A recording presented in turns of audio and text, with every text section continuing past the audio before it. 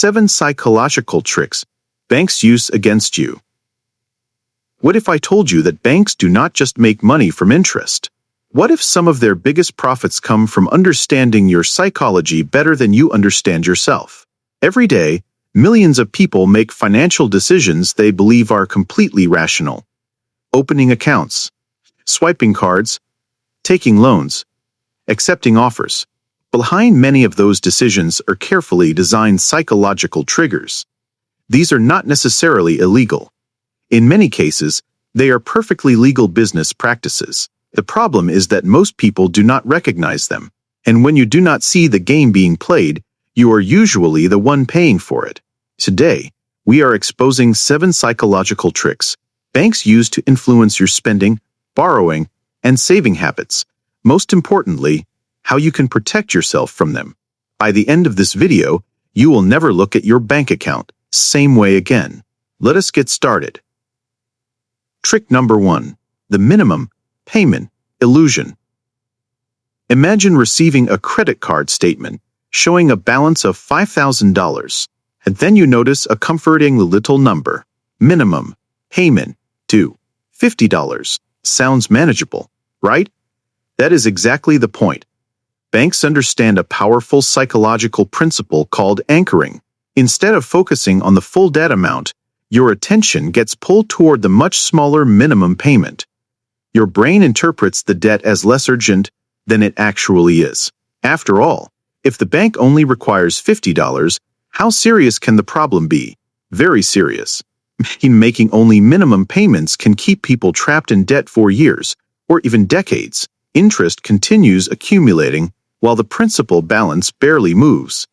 The minimum payment is not designed to help you get out of debt quickly. It is designed to keep the account active and profitable. The defense? Always look beyond the minimum payment.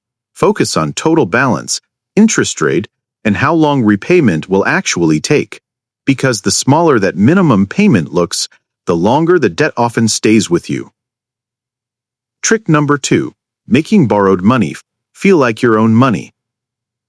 Let us talk about something fascinating. People treat borrowed money differently from earned money. Psychologists call this mental accounting. Banks know this. That is why credit cards are designed to feel effortless. When you hand over cash, your brain experience is what is called the pain of paying. You physically see the money leaving your possession. But when you tap a card, that pain is dramatically reduced. The transaction feels almost invisible.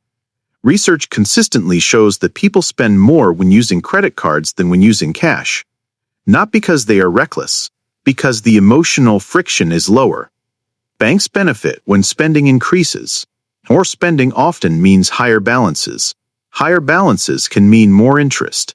The solution is not necessarily avoiding cards altogether. It is making spending visible again.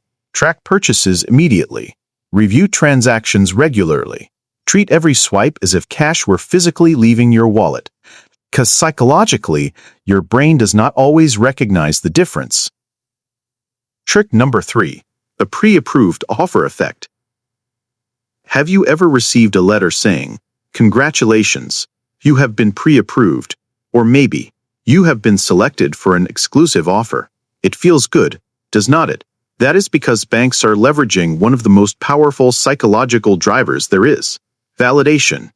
Humans naturally enjoy feeling chosen, special, important. When an offer appears exclusive, people become more likely to accept it, even when they were not actively seeking it. The reality? Thousands or even millions of similar offers may have been sent out, but the language creates the impression that you are part of a select group. The emotional reaction often overrides logical evaluation. Instead of asking, "Do I need this loan?" people begin asking, "Why should not I take advantage of this opportunity?" That is a completely different question, and it is one that often benefits the lender more than the borrower. The next time you see the words pre-approved or exclusive offer, pause. Remember that being approved does not mean borrowing is a good financial decision. It only means you are eligible. Those are not the same thing. Trick number 4. The low monthly payment focus. This one catches people every day. Imagine 2 loan offers. The first costs $300 per month. The second costs $200 per month. Most people immediately lean toward the second option. After all, lower payments sound better. But here is what banks know. People often focus on monthly affordability rather than total cost. A loan stretched over a longer period can produce lower monthly payments while costing significantly more in total interest. Yet psychologically, the smaller monthly figure feels safer, less painful, more manageable. So attention shifts away from the total amount being paid over time. It is a classic framing effect. The information is not hidden. It is simply presented in a way that encourages focus on the monthly number. Before accepting any loan, calculate the total repayment amount, not the monthly payment, not the weekly payment, the total, because that is the number your future self will ultimately care about. Quick question. Which of these tricks surprised you the most so far? Let me know in the comments below. And if you are enjoying videos that expose the hidden psychology behind money, finance, and wealth building, hit the like button and subscribe. Most people spend years learning how to earn money. Very few learn how financial institutions influence their behavior. And that knowledge can be worth just as much as a raise. Now let us continue with trick number 5. Trick number 5: reward programs that encourage extra spending. Who does not love rewards? Cashback, travel points, exclusive perks, free flights, luxury upgrades. Banks understand that rewards activate something powerful in the human brain, the desire to gain, and often, the fear of missing out. A person who planned to spend $100 may end up spending $150 because they are chasing points. Someone who would not normally buy an item suddenly justifies it because they are earning rewards. The irony: a 2% reward means very little if spending increases by 20%. Yet psychologically, rewards make spending feel smarter, more productive, even profitable. The bank does not necessarily need you to carry debt to benefit.